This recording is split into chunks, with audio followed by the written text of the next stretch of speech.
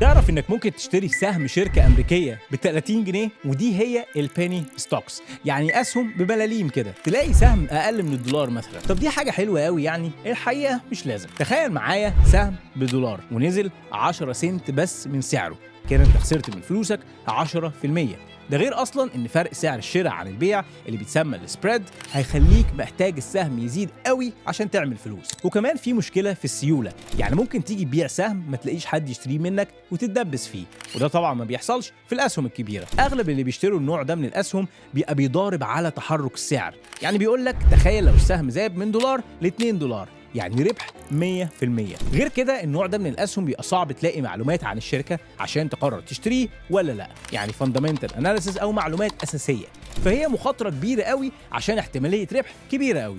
انا شخصيا ما انصحش بيها، بس لو عايز تشتري سهم من دول يا ريت تدور كويس قوي على الشركه وتتاكد انك